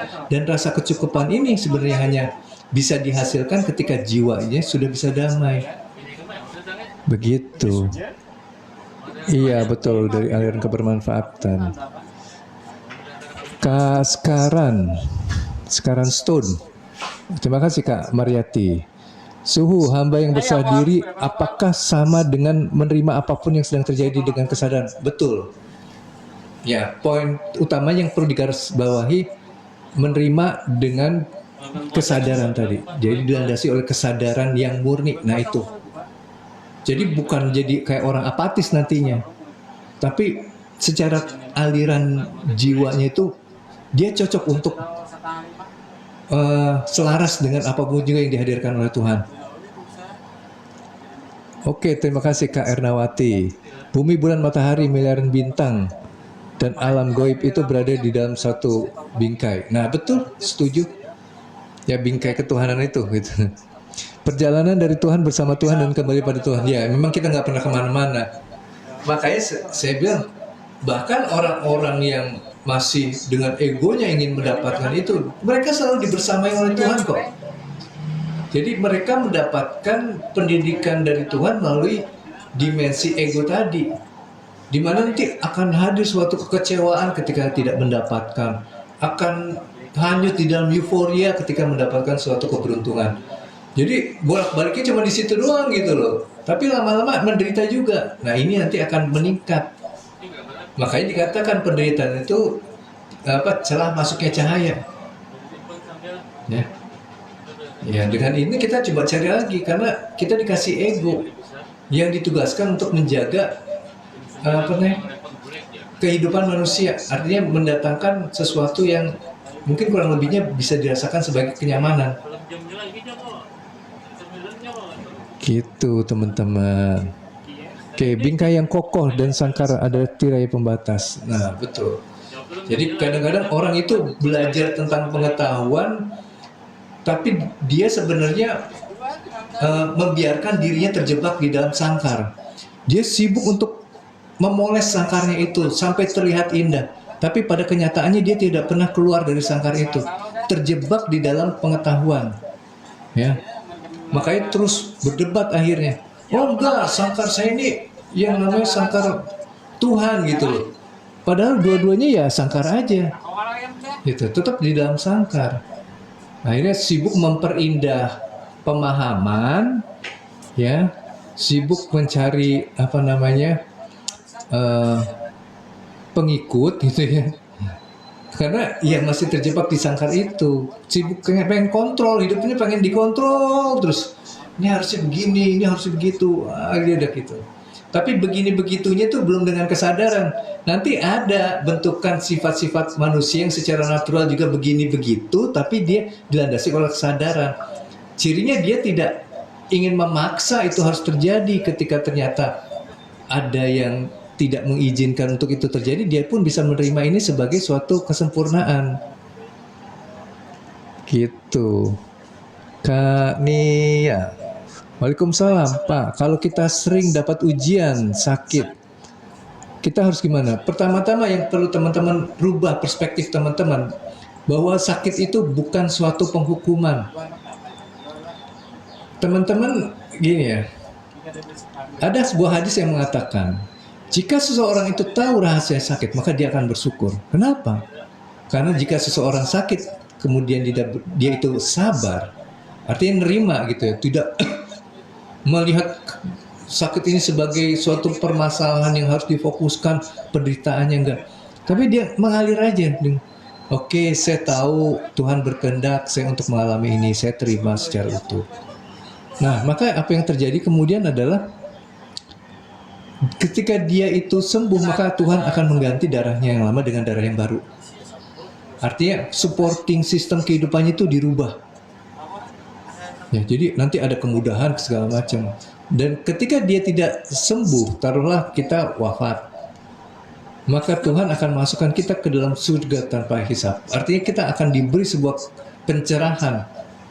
Tapi syaratnya apa? Sabar, terima.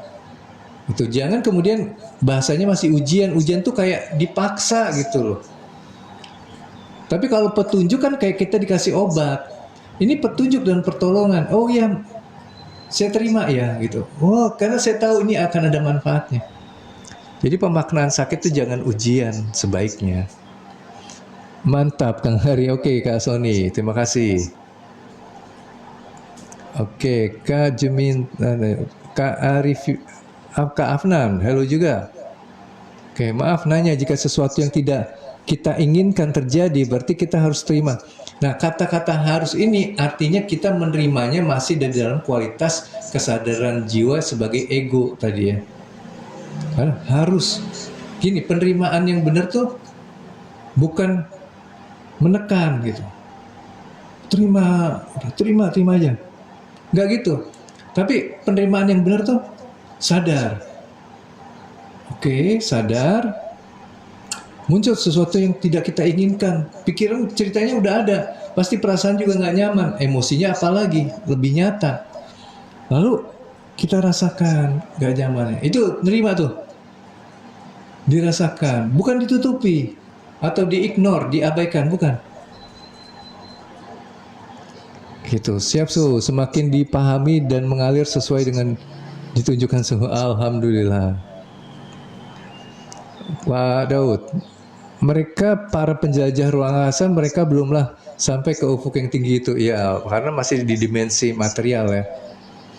Yang bisa lebih tinggi itu kan ya levelnya udah bukan yang material lagi. Jiwa itu ada sebelum daging dan darah ya Kang Ari. Jiwa itu ya udah ada betul. Iya. Kan kemudian diberikan wadah melalui apa namanya? Segumpal darah dulu, kemudian menjadi segumpal daging. Lalu akan menjadi segumpal daging yang menyelimuti tulang. Bukannya Tuhan Maha Penyayang kok masih ada ujian, berarti Tuhan. Nah iya betul. Artinya saya makanya lebih cocok menggunakan istilah petunjuk dan pertolongan daripada ujian, cobaan, apalagi azab, apalagi gitu ya. Oke, Kak Sifaula, terima kasih sudah hadir. Nah itu teman-teman, jadi kembali lagi kita perlu melihat secara utuh bahwa hidup ini kalau di dimensi ego wajar kalau kemudian sikapnya itu selalu ingin controlling. Untuk menjadi orang baik gitu loh, kamu harus banyak sedekah, kamu itu harus bisa memaafkan, kamu tuh harus bisa melepaskan, ada kata harus, atau diperlembut lagi lah. Ciri-ciri orang yang bertakwa adalah memaafkan gitu kan misalkan. Oh iya, saya harus masuk ke ciri-ciri itu ya. Saya tanpa disebutkan harus oleh yang mengatakan, akhirnya diri ini mengharuskan. Nah ini kan jebakan sebenarnya ya, bukan jebakan artinya perjalanan aja sih sebenarnya, ya, bukan sesuatu yang salah gitu. Walaupun nanti ujung-ujungnya akan hadir sesuatu yang konflik juga di dalam diri gitu kan. Ya boleh Kanaf, silakan. Ya itu teman-teman ya. Jadi kembali lagi sebenarnya semua itu suatu keteraturan gitu loh. Nanti ada suatu tindakan-tindakan yang dikuasai oleh ego akan menghasilkan suatu apa namanya ketidakjujuran gitu loh, karena pengen controlling gitu kan, pengen menghadirkan diri yang bisa masuk ke dalam golongan orang-orang yang bertakwa, yang katanya mau memaafkan, yang tidak pelit gitu. Akhirnya ini bagus, tapi gak jujur gitu loh, karena masih ada ketertarikan untuk menggenggam. Kalau jujur itu mampu untuk mengalir. Ya ini pasti bukan sebuah kesejatian, tapi sesuatu yang masih banyak identitas gitu loh ya, yang menutupi kesejatian. Walaupun kesejatian itu nggak pernah kemana-mana, kesejatian itu selalu ada, seperti halnya kesadaran itu selalu ada, tapi dia terhijab, tertutupi, terfilter, akhirnya yaitu ada ekspresi dalam bentuk berbeda aja. Nggak usah juga kita lihat, oh ini buruk kok, ini harusnya enggak, ini berbeda aja sih, beda versi, tentunya beda perjalanan, beda konsekuensi ya.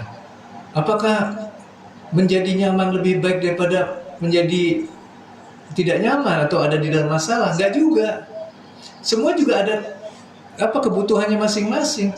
Makanya saya bilang tadi, ketika memang kita sudah secara jiwa itu mampu masuk ke kesejatian, di mana kita itu mampu untuk tampil sebagai wadah yang tidak berusaha mewadahi, tapi wadah yang sudah menjadi aliran di dalam diri, sampai kemudian yang ngalir aja begitu. Nah di sini mulai tuh Tuhan memperkenalkan diri lebih dekat lagi lah, bahasanya seperti itu. Oke, masuk lagi, merasakan, berwadahi. Bahkan apa yang sedang dilakukan oleh Tuhan itu seringkali tidak mampu kita benar-benar sadari gitu. Oke, ini terjadi. Tiba-tiba kualitas jiwa tuh benar-benar semakin berserah diri, semakin menjadi hamba yang mampu untuk bersyukur Itu ya makanya saya bilang ya, bersyukur itu bukan usaha. Bersyukur itu aliran. Walaupun nanti ada sisi-sisi bersyukur yang bentuknya usaha, tapi bagi saya bersyukur yang kesejatian itu yang aliran, bukan yang sesuatu yang oke, kontrol, hadirkan, bersyukur, ucapkan. Ya boleh juga begitu, tapi ya agak kurang jujur lah gitu loh. Padahal sesuatu yang esensi itu dijembatani oleh yang namanya kejujuran. Jadi nggak bisa kita menemukan esensi itu dengan ketidakjujuran. Makanya yang nggak jujur itu pasti terus pengennya mencari. Ya. Apa yang sudah ada di saat ini dianggap ini belum sesuai. Jadi dia menutupi sebuah kebenaran yang memang dia dihadirkan oleh Tuhan untuk dirinya saat ini, cuman dibandingkan dengan yang lain terasa ini nggak sesuai, jadi saya harus cari yang lain. Jadi hidup ini terus dipenuhi dengan usaha mencari Tuhan.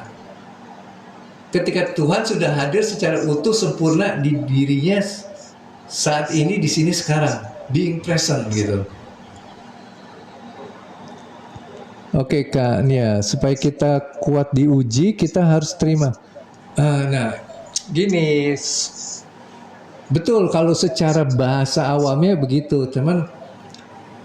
Bahasa yang lebih mendalam lagi mungkin ya, menerima itu yang seperti tadi saya sampaikan, sadarnya dulu, dialami, ya. Seperti saya mau menerima sinar matahari, gimana saya harus terima? Bukan dengan teknik tertentu, enggak. Ya udah sadar aja, ngalamin apa yang teralami, itulah yang diterima gitu kan. Bang Ari, misal kita ada teman toksik tapi nggak bisa lepas, itu gimana? Artinya kita masih punya energi yang relate dengan orang itu sebenarnya. Apa Allah ada rencana bahwa ada kebaikan di situ? Ya kebaikannya mengingatkan kita terhadap emosi yang masih terpendam dan kita tidak sadari, agar kemudian kita rilis dengan penyaksian. Memahami berkesadaran memang harus terus-menerus, ya betul. Abang, sebenarnya selama ini kita sadar tapi kita nggak sadar kalau sedang sadar, ya betul. Puncak Herbal, Waalaikumsalam. Pak Daud nih, dialah Allah yang maha kuasa atas semua penciptanya. Yes, betul, dan dia meliputi semua ciptanya. Oke, lanjut lagi. Apa betul kalau kita meninggal kita diazab oleh Allah sesuai dengan perbuatan? Jadi pemahaman diazab ini bukan seolah-olah Allah hadir sebagai hakim yang kemudian menghakimi, itu enggak. Justru pengazaban ini sesederhana gini, kita di dunia ini, jadi nggak usah nunggu di akhirat nanti kalau udah mati ya. Ketika di dunia ini kita itu misalkan dihadirkan suatu ego yang pengen menentukan, ternyata yang kita kejar itu sulit sekali kita dapat. Akhirnya kita mengalami suatu penderitaan yang sangat. Nah itu kira-kira yang mengazab sebenarnya pemaknaan kita, atau sebenarnya Tuhan yang mengazab gitu. Kalau kita lihat dari dimensi ciptaan ini, ya mungkin kita sebenarnya bisa melihat itu sebagai karena pikiran kita sendiri sih gitu loh. Yang pertama itu, kedua ya Allah juga menghadirkan suatu perjalanan pendidikan kalau dari kacamata Tuhan, sebagai pendidikan, bukan sebagai azab.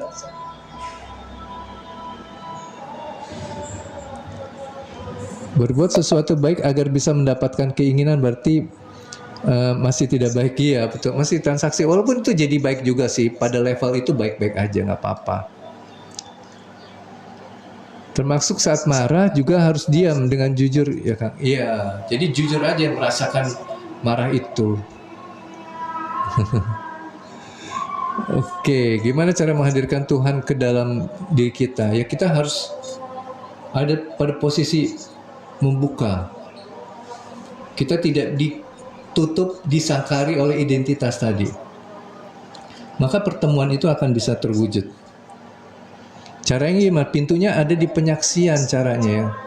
Lalu kemudian masuk ke dalam kondisi damai, jiwa yang damai. Izin host dan semuanya. Oke, terima kasih untuk Kak M. Daud. Oke, waalaikumsalam Kak II ya. Ya II. Oke, Kak Intan. Kang, rutinitas ibadah, meditasi itu bisa jadi menjadi kemelekatan yang tidak baik kalau ketergantungan. Iya, betul. Betul. Kalau yang melakukan itu adalah ego, maka dia selalu ingin menggapai, mencapai sesuatu dari aktivitas ini. Saya dapat apa ya? Saya nyari ketenangan. Oke, saya lakukan. Berapa lama? Nanti selalu ada pertanyaan itu. Berapa lama? Gimana caranya? Nanti apa yang akan saya dapatkan di dalam proses? Selalu pengen controlling. Ya, itu ego tuh. Itu yang nanti dikatakan kemelekatan karena ada identitas dalam bentuk pemaknaan tentang baik buruk suatu kehidupan yang kemudian dilekatkan pada jiwa melalui emosi-emosi tadi. Karena si pemaknaan pasti ada emosinya. Allah Maha Penyayang, kita yang menzalimi diri sendiri. Nah itu betul. Makanya dikatakan kebaikan itu datangnya dariku, keburukan akibat perbuatan kedua tanganmu. Tapi ketika kita mau memperbaiki diri, kenapa kentalnya adalah diri sebagai identitas ya? Itu yang jadi pertanyaan buat saya, termasuk ke teman-teman pengajian saya gitu. Saya bingung gitu. Tunggu. Betul sih bahwa di dalam pelajaran agama kita itu harus memperbaiki diri. Betul, nggak salah di situnya. Cuman siapa yang memperbaikinya itu kan yang perlu dipertanyakan. Apakah kita masih hadir sebagai ego yang merasa punya kemampuan dan bisa memperbaiki diri, atau ini adalah jiwa yang sudah memahami kesejatian dirinya sehingga dia tidak merasa punya kemampuan, dan itu membuat dirinya akhirnya diperjalankan sebagai hamba untuk memperbaiki keadaannya berdasarkan dorongan kehendak-kehendak Tuhan. Kan jadi beda ya. Bang, bagaimana dengan istilah tobat maksiat? Oke. Gitu. Berarti tobatnya nggak jujur. Iya, tobatnya masih dilakukan oleh egonya yang belum menghadirkan kesadaran secara murni. Asal diganti proses kesadaran apa boleh? Boleh. Yang penting prosesnya berjalan gitu. Ada suatu proses penerimaan yang menghasilkan mengalir gitu. Maaf Kak, masih belum paham tentang keberadaan wujud Tuhan. Waduh, ini panjang ceritanya nanti. Tapi poinnya gini lah, saya sering pakai perspektif Tuhan itu meliputi gitu loh. Jadi kalau kita pengen tahu keberadaan Tuhan, ya melalui ciptaan-ciptaannya. Aku meliputi semua ciptaanku. Tuhan mengatakan begitu. Ya. Jadi kalau kita pengen bertemu Tuhan, coba kita selaras dengan ciptaannya. Nah ini yang tadi saya panjang lebar dari awal saya coba jelaskan. Tahapan-tahapannya. Ya, pertemuan dengan Tuhan mulai dari ego, lalu kesadaran yang pengen menghadirkan, sampai akhirnya kesadaran yang mengalir gitu ya. Ego itu nggak selalu negatif. Ego itu cuma suatu sistem bagi jiwa untuk mempertahankan hidupnya, dan juga dia nanti akan membawa kita pada perjalanan untuk bisa mengenal Tuhan melalui emosi-emosi yang dia hadirkan gitu. Hasil pemaknaan pikiran. Oke. Tuhan itu ilusi, Bang. Iya. Bukan Tuhannya ilusi sebenarnya. Ilusi itu karena kita melihat dari dimensi atau kacamata manusia. Tapi Tuhan yang ilusi itu memang Tuhan yang disosokkan atau diciptakan oleh manusia itu yang ilusi. Tapi kalau kita melihat Tuhan yang esensi, itu justru sesuatu yang selama ini tertutupi oleh pikiran-pikiran yang akhirnya mempersempit ke Tuhan itu sendiri gitu loh. Ya mungkin selama itu kita melihat Tuhan sebagai sosok, tapi nanti akan menghadirkan dalam suatu keteraturan. Gitu. Oke. Tuhan itu nyata. Iya nyata. Bener, dia itu justru yang nyata tuh dia. Kita itu ilusi gitu. Jadi tadi saya bilang, kalau kita bicara tentang Tuhan, itu yang melampaui ruang dan waktu. Ya. Ya, walaupun ini mungkin sulit untuk dibuktikan keberadaannya yang melampaui ruang dan waktu ini. Tapi kalau berdasarkan penelitian Einstein, ada suatu kondisi di mana waktu itu kolaps akhirnya. Kayak dia tidak lagi menjadi solid atau hadir. Ketika manusia mampu untuk menempuh suatu kecepatan yang sama dengan kecepatan cahaya.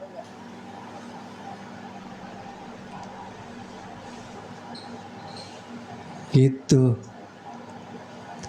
Ya, karena kalau tidak ada Tuhan yang menghadirkan sebuah keteraturan, di mana keteraturan adalah bagian dari perwujudannya, ya maka sebenarnya kita di situ bisa mengatakan mungkin Tuhan itu ilusi. Ya. Pada kenyataannya kita harus jujur juga kepada diri kita melihat bahwa kok ini bisa teratur ya? Kok ini bisa ada yang planet mengitari garis edarnya? Ini bisa timbul tenggelam. Dunia itu ada keteraturan, ada patternnya, ada polanya gitu. Berarti kan ada suatu energi tertentu, kalaupun kita tidak mau mengatakan ini atau menyebut ini sebagai Tuhan, tapi ada energi yang meng-create ini semua gitu loh, yang mewadahi ini semua gitu. Tapi ya kembali lagi ya, banyak pilihan lah sebenarnya. Oke Kak Skaran Stone, kalau mau ikut ini private-nya, dihubungin saya aja ya, di DM aja ke saya di sini ya. Atau kalau mau di Wawa juga boleh, gitu. Jadi gimana metode mengenali ego sang diri palsu dan sang diri sejati? Sesederhana, kalau kita melihat dorongan ini terus pengen menggenggam, menentukan, sering kecewa atau apa kalau tidak mendapatkan, ada was-was, ketakutan, kesedihan yang melandasi proses, itu berarti ego. Tapi kalau yang sejati itu dia terbuka, yakin, ikhlas, puas, bahkan sebelum itu terjadi gitu loh. Ya, untuk bisa begitu ya pertama ya belajar tentang secara pengetahuan, agar kemudian nanti ketika kita menjadi pengamat kita bisa tahu, oh ini ego sedang hadir, dirasakan dari perasaannya. Oke, lanjut lagi. Oh, betul, dengan kesadaran, betul, untuk mengenali Tuhan dengan kesadaran. Jadi bisa. Rukun Islam ada sholat, Bang, tapi masih banyak yang ninggalin sholat tanpa merasa dosa, tapi berbuat baik lainnya. Nah, begini ya, Kak Rania.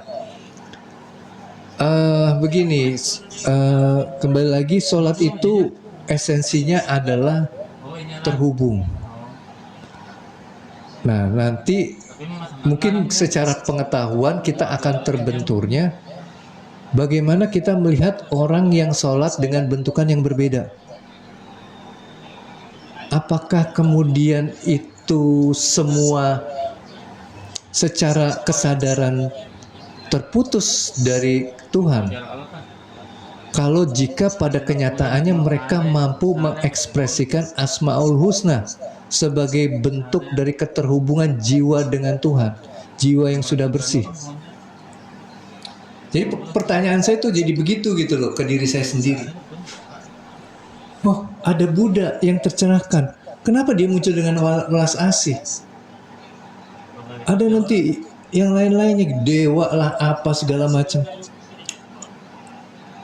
Kenapa mereka punya asma-asma Tuhan ini? Gitu. Nah ini kan sebenarnya ya kembali lagi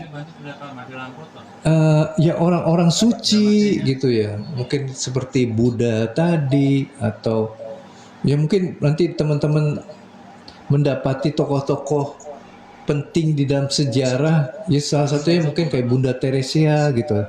Itu juga ulas asihnya pol-polan gitu, kuat banget gitu loh. Ini dari mana kalau dia tidak terhubung dengan Tuhan ini gitu loh. Nah ini kan ya walaupun ya kita juga nggak tahu ya ulas asihnya ini apa namanya ya prasangka baik saya memang dari hasil keterhubungan dengan Tuhan gitu loh. Karena jiwa-jiwa yang belum bersih, belum terhubung dengan Tuhan, potensi Asmaul Husnanya itu nggak muncul. Ini hanya suatu tindakan meniru si asmanya Tuhan gitu loh. Rajin memberikan gitu loh. Itu sih yang jadi pertanyaan buat saya ya. Dapat itu juga hidangan kan Kang? Iya betul. Jujur adanya hidup yang hidup dengan sendirinya. Ya.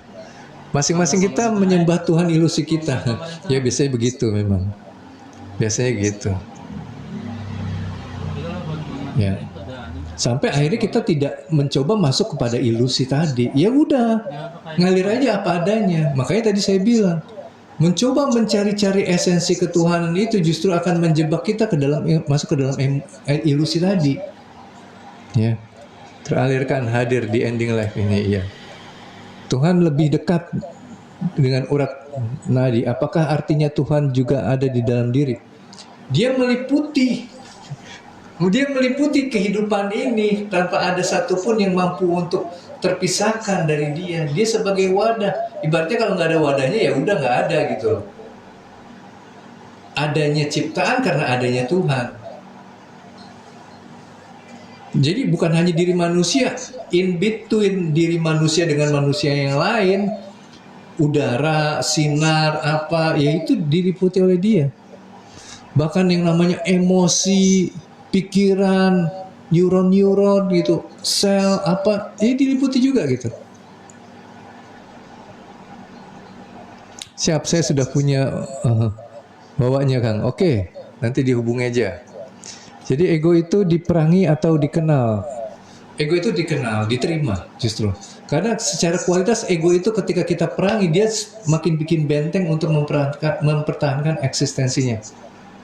Semakin dia memperkuat diri. Bang, dalam belajar menyadari reaksi di tubuh seperti sakit di dada kiri, dada kanan, apa maksanya? Apa maknanya mungkin ya? Ya jadi kembali kalau kita menyadari apa yang hadir, tidak kita label, tapi apa yang terlabeli muncul secara otomatis mengalir. Bukan kita create lagi dengan pemaknaan baru, bukan. Tapi tiba-tiba muncul, yaitu dirasakannya secara utuh emosinya. Yaitu nanti akan menjadi suatu proses pensucian jiwa. Begitu. Terima kasih Kang untuk pemahamannya. Sehat sejahtera. Ya, terima kasih juga. Oke, menarik topiknya Bang. Lanjut Bang. Saya exit dulu. Iya, saya sebentar lagi juga mau exit ya. Pamit dulu nih. Udah 2,5 jam. Soal itu mengingat, sedangkan mengingat itu zikir. Tapi ya bagian dari ini juga sih. Sholat juga ada sisi pengingatnya juga gitu loh. Sedangkan yang sedang sholat pun lupa rakaat. Macam mana? Nah ingat kalau tak senal. Bener. Ya sekarang ketemu aja belum gitu loh. Ketika mungkin kita dihadirkan perwujudannya dalam ciptaannya, mungkin kita ketemu tapi kita nggak akui, ya sama aja juga nggak ketemu gitu kan. Begitu udah ketemu, berarti kita tahu. Jadi ada tahapannya, nggak langsung kenal. Ya. Tahu jadi mengerti, memahami jadi kenal baru bisa diingat di situ. Artinya sudah mengalami ketuhanan tadi. Jadi mengingat Tuhan adalah menghadirkan Tuhan di diri gitu. Itu mengingat. Makanya bisa menjadi suatu pertolongan. Sekarang secara kualitas jiwa ini menjadi energinya bagus gitu kan. Semua manusia itu ciptaannya, mau agamanya apa, tetap saja Tuhannya satu, betul. Setuju Kak Sony. Jadi awal bertuhan itu mengenal diri, kesadaran yang, ya Bang ya, naik kesadarannya ya Bang ya. Naik ke kesadaran. Iya iya iya betul. Jadi mengenal diri itu melalui sesuatu yang hadir dulu mungkin secara kasar seperti rasa. Nyatanya hidup ini kan saya sering ulang-ulang di rasa ya. Rasanya tuh yang membuat ini ada. Yang membuat teman-teman pengen memperbaiki apa? Karena rasa. Gitu ya. Mood survival. Yes, betul. Nyimak. Terima kasih Kak Amelia. Apakah emosi itu makhluk, Kang? Emosi itu kesadaran. Ya bukan makhluk sih. Kesadaran. Tapi ya kalau kita mau dibikin solid ya bisa jadi kesadaran juga. Jadi makhluk juga seolah-olah terpisah. Gitu ya. Ya itu teman-teman ya. Jadi menarik sekali kita belajar kesadaran spiritual dari perspektif seperti ini.